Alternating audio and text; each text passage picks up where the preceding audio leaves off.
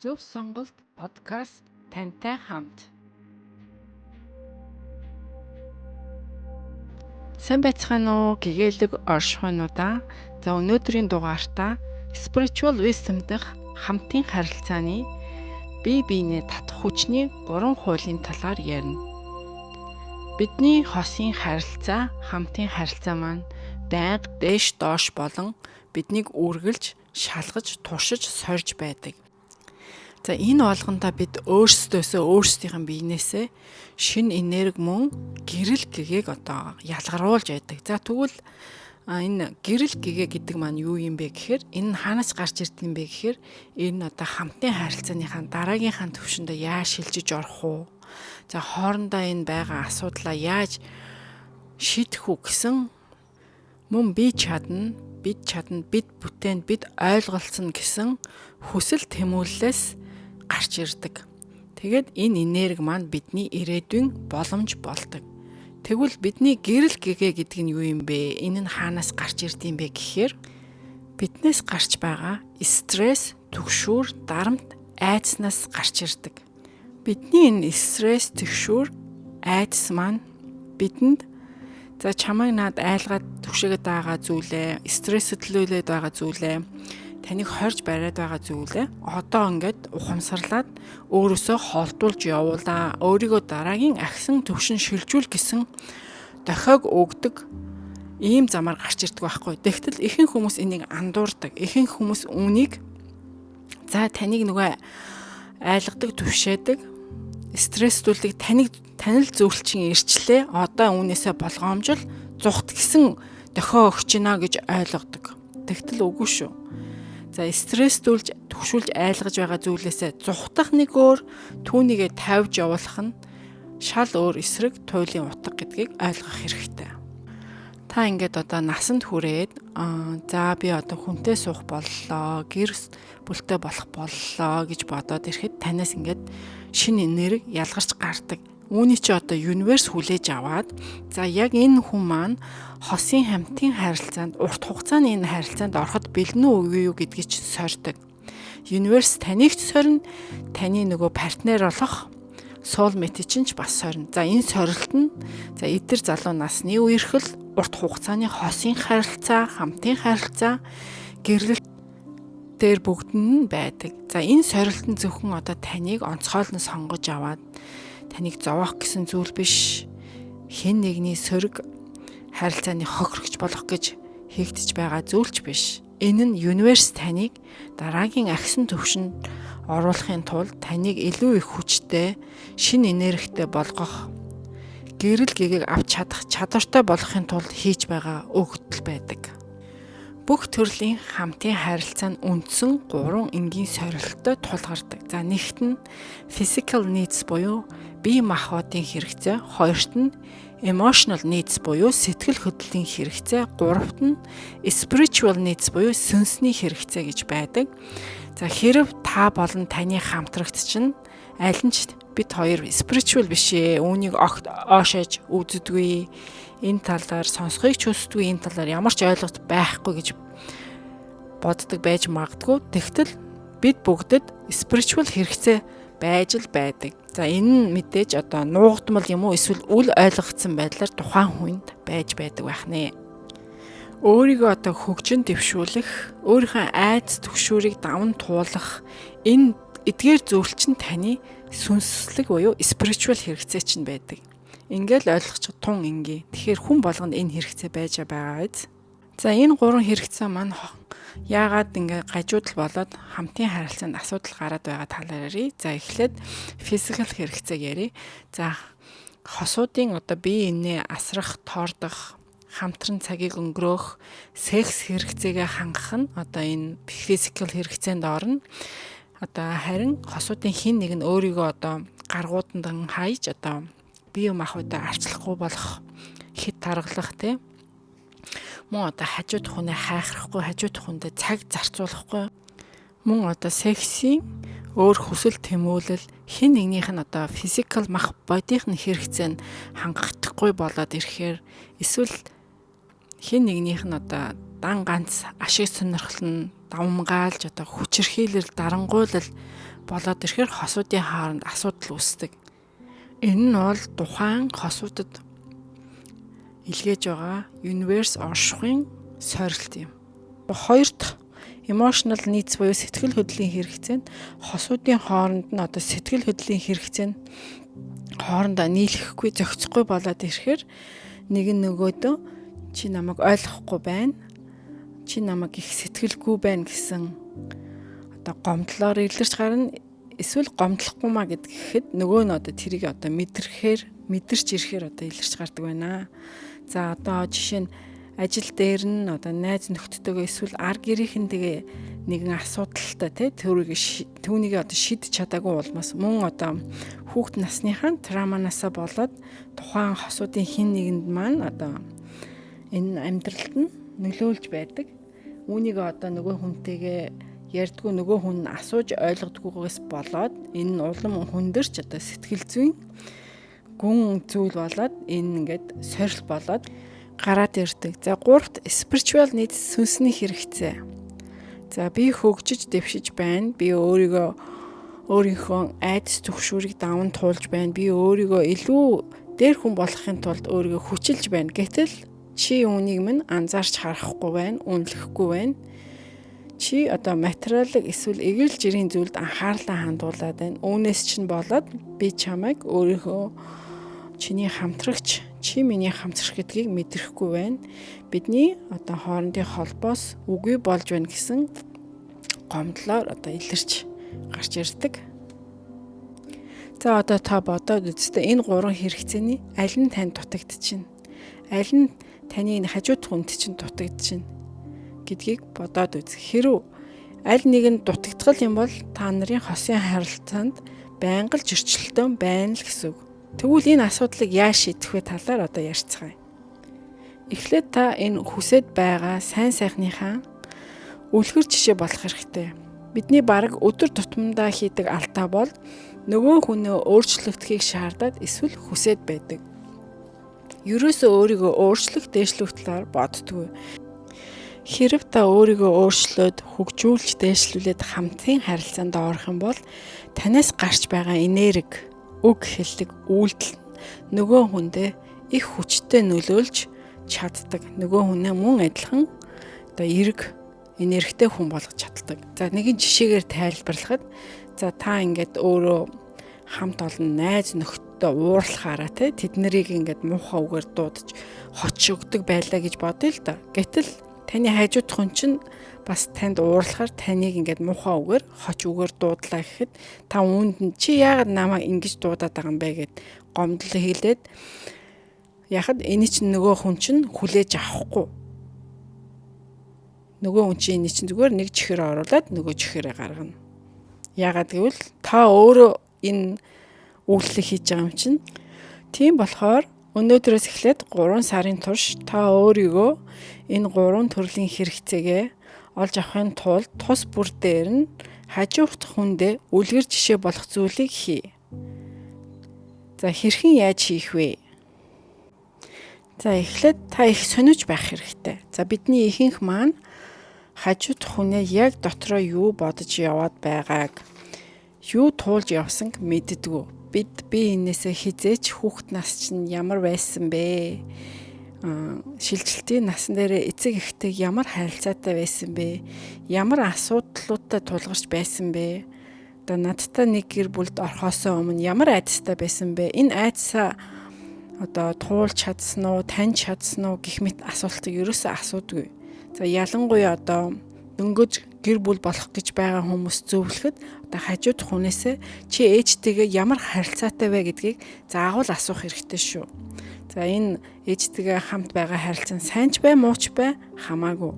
Энэ нь ирээдүйд та сонгож авсан хажууд хүнээсээ ямар хайр халамжийг авч чадах вэ? Мөн эргээд энэ хүндээ ямар зүйлийг өгөх хэрэгтэй вэ гэдгээ сурч мэдэж авдаг шүү. Удахгүй хадам ээж болох хүнтэйгээ хэрхэн яаж ойр дотн болох вэ гэдэг дээр суралц. За эцэг эхтэй нь ялангуяа ээжтэй нь одоо холбоо үүсгэж тэдэнд талархаж сурах нь одоо хажууд хүний чинь маш их амар амгалан төвшин байдалд оруулдаг. Гэтэл манай монголчууд хадам ээж, хадам гэхээр л өсдөд толгойн арцаадаг те. Энийг одоо бүгдээр л нөгөө бусдын туулсан амьдралын одоо туршлага, харилцааны түүхтэр ингээд ургуулад бодоод авчдаг. Тэгээд үүнээсээ болоод та ингээд энэ хадам болох хүнээсээ ингээд зүхтаад дайжаад байдаг. Ингэх болгондоо та өөрөөсөө энэ сөрөг энергийг ялгаруулахаар энэ сөрөг энерги чинь нөгөө хадам болох хүн чинь бас хүлээж аваад эргүүлээд танд яг ийм сөрөг энерги гаргадаг. Мөн ялгаагүй хадам ээжүүд энэ зүйлийг бас шинээр бий болгох жоохон хүндээ хийдэг. За энэ залуу хүүхэд юу хийж чаддیں۔ За энэ хүүхэд миний хүүхдийг яаж хайрлах чадах юм гэдэг зүйлийг одоо гаргадгаас болоод ингээд шинэ бэр хадам ээжийн хоёрын хооронд асуудал үүсдэг байна. Дараагаар нь ингээ хоёр биенийг одоо сайн сонирхож судалсны дараагаар за энэ гурван хэрэгцээнд хин аль нь чармаалт санаачлаг гарах хэрэгтэй вэ гэдгээ хоорондоо ярилцсан. За болж өгвөл би энийг одоо шүүмжлэхгүй би эндээ тийм тайван тух байдлыг мэдрэмжийг мэдрүүлээд ярилцах хэрэгтэй. Шийдвэр нь зөвхөн хин нэгний ашиг сонирхлыг илүүд үтсэн байх ёсгүй. Мөн миний одоо ямар хэлдэг үг, хийдэг үйл чиний хуучин одоо шарах сорив өвдөлтийг чинь өдөө сэтрээж байна гэдгээ одоо асууж ярилцах хэрэгтэй. Одоо бид нэр санамсаргүйгээр одоо хин нэгээ тэнэг мангар янз бүрээр нэрээр хочилж дууддаг. Энэ нь одоо тухайн хүний одоо бага насандаа одоо зодуулж байсан тэр шарах сондвийг нь одоо сэтрээдэг. Эсвэл одоо бид яарч гараад явахдаа одоо хаалгаа санамсаргүй тас аваад гардаг шүү дээ. Тэгэхэд энэ нөгөө хүнд нөгөө аав нь багт нь одоо уурлаад ээжтэй ингээ хаяа явж исэн тэр мэдрэмжийн сэтрүүлэх жишээтэй. Хэрвээ та ганц бие хажуудах soulmate хайж байгаа бол дараах 3 зүйлийг хийгээрэй зөвлөе. Энэ нь танд spiritually туслана. За эний ханаа олох, soulmate олох цаг хугацааг чинь ойртуулна. Нэгт хэрв та гайхамшигтай хин нэгэнтэй уулзахыг хүсэж байгаа бол та өөрөө эхлээд тэр гайхамшигт хүн болох хэрэгтэй. Бидний энэ амьдарч байгаа universe хорвоо тэр чихтэй одоо хизээч устж үгүй болохгүй энерги татах хүчээр дүүрэн байдаг. Хэрвээ та энэ энерги татах хүчтэй холбогдох юм бол та тэр бүх боломж завшааныг олж авдаг. Энэ нь одоо юу ч байж болно. Хайр сэтгэл, soulmate-тэй уулзрах, ад жаргал, урт хугацааны нөхөрлөлд амжилт, гайхамшиг, ирээдүй аль нь ч байж болно. Хэрвээ эсрэгээрээ та энэ энерги татах хүчнээс салах юм бол бидэнд одоо өвдөлт, айдас, гутрал, уруудалд өөрийгөө дорд үзэх үзэл, түгшүүр, түгэрч барахгүй хэрцгээр догшин зан чанар, өөрийгөө хохирогч гэж үзэх үзэл, амьдралч тэр чигтээ дээш доош гэсэн тийм шууган дуйлданаар дүүрэн болдог. Тэгвэл энэ гайхамшигт энергийг гэрэл гэгээг яаж татаж авч өөртөө холбогдуулах вэ? За энэ нөгөө хоёр дахь хийх зүйл чинь та өөрийгөө энэ гайхамшигыг бүтээдэг бүтээгч нь болох хэрэгтэй. Хэрхэн өөргөө би өөрчилж, бүтээж, шинэ би гайхамшигт бүтээлч болох гэдэг дээр анхаарах хэрэгтэй. Та өөрийнхөө одоо сөрөг зан чанар, үйлдэл, үг хэллэгээ засаад ирэхээр мөн одоо гэр бүлтэйгээ байгаа харилцаа, найз нөхдөйгээ байгаа харилцааныхаа асуудлуудыг ингээд засаад ирэхээр та өөрөөсөө энерги долгионыг гаргаад та өөрийн ирэхгүй энэ хорвоо ертөнцийн бүх эерэг долгионыг өөрлөгөө татдаг, эерэг долгионтой хүн болгоныг өөрлөгөө татдаг. Бид soulmate олохын тулд за хин нэгэнтэй дээтэнд явахдаа дараах 3 зүйлийг нөгөө хүнээсээ харж яадаг. За нэгт нь мэдээж гадаад төрөх миний дурыг татсан, дур булаан байх ёстой. Хоёрт нь сэтгэл зүйн хувьд намайг ойлгодог, өөрийгөө ойлгуулах чадвартай тийм дур булаан байх ёстой. Гуравт нь та өөрөө ойлгосон ч бай, ойлгоогүй ч бай, spiritually надад одоо таалагдсан хүн байх ёстой гэсэн шаардлага тавьдаг. За тэгвэл Spiritually дур булаам гэдэг нь юу вэ гэхээр тэр хүнтэйгээ хамтдаа өсөд явах хүсэл. Ямар нэгэн зүйлд баригдсан биш. Өөрийнхөө хүслээрээ бие биедээ үүрэг хариуцлагатай бие биенээ буруутгасан, шүүмжлэсэн тийм биш харилцаа байдаг. За энийг хүн болгон бол нэг тэгж ойлгож анзаарч хардггүй. За үүнийг бол орчин үеийн хэллэгт бол chemistry гэж яриад байгаа шүү дээ. Бид бүгдээрээ ийм л хүнийг хүсдэг. Өөрийнхөө хүсэл зорилгоо барьж түүндээ хүрч чаддаг. Өөрийнхөө эгогоо захирч чаддаг. Өөрийгөө хувь хүний хувьд өөрчлөлт дэвшүүлж чаддаг хүнийг л хүсдэг. За энэ гурван зүйлгүүгээр ямар ч хамтын харилцаа удаан үргэлж цааш явахгүй. Харин энэ гурван зүйл дээр та өөрөө одоо ямар оноо өөртөө өгөх вэ? Та өөрөө энэ гурван зүйл дээр бусдын дур булаан байж чадах уу? Энэ гурван зүйл дээр 10 оноо авсан хүнийг та авахын одоо хүсэж байгаа бидтэй. Тэгвэл үүнийхээ төлөө та өөрийгөө өөрчилж юу хийж чадах вэ? Энэ бол таны хийх 3 дахь зүйл чинь. Өөрийгөө дэвшин дэвшүүлж байгаа танаас гарч байгаа тэр энерги чинь, гэрэл чинь их хүчтэй учир universe тань руу soulmate чинь тань руу ингээ илгээдэг. Гэхдээ нэгэн зүйлийг анхаарах хэрэгтэй. Зөвхөн өөрийнхөө одоо гадаад төрхөндөө хит их анхаарлаа хандуулад одоо найз нөхдөөрөө дамжуулж хүнтэй танилцах, эсвэл date app ашиглаж одоо хин нэгэнтэй танилцах нь одоо тийм буруу зүйл биш ч гэсэн хитрхийн нэг талыг барьсан нөгөө хоёр талаа сулруулсан байдаг. Жишээ нь нэг 3 оноотой эмэгтэй 8-9 оноотой нэгэн залууг ингээ хайгаад бай гэхэд universe одоо тухайн эмэгтэйг тэр учрах ёстой soulmate-с нь учруулдгүй, түүний хугацааг нь хойшлуулдаг. Энэ нь бол тухайн эмэгтэйг одоо шитгэж байгаа хэрэг биш, харин тэр эмэгтэйд өөрийгөө дэвшин дэвшүүлэх цаг хугацаа, одоо хүрэх ёстой төвшөндөө хүрэх, авах ёстой оноодоо хүрэх боломжийг түнд өгч байдаг. За хэн нэгэн одоо ганцаардмал одоо single удаан яваад байна гэдэг чинь энэ тухайн хүний одоо motivation буюу урам зориг тэмүүлэлтэй холбоотой байдгийг бас үзээрэй. За эндээс ингээд universe чинь одоо ямар хатуу юм бэ? Оршихуй чинь ямар хатуу юм бэ? Хорвоо ертөнцийн чинь ямар хатуу юм бэ? Ингээд сорилтоор шийтгээд ингээд учрах ёстой хүнтэй маань уучлахгүй байна гэж бодоод байж магадгүй. Тэгвэл тийм биш шүү, харин universe их нэгүүлсэн гэв. За энийг одоо 16 настай хүмүүсийн одоо хайр сэтгэлээр тайлбарлаж ярив. За 16 настай хүмүүс маань одоо урт хугацааны хамтын харилцаанд бэлэн биш. Тэгээд нөгөө анхны хайранд бүтсэн ч бай, бүтээгүй ч бай, тийм шилжилтийн насны их олон асуудалтай байдаг.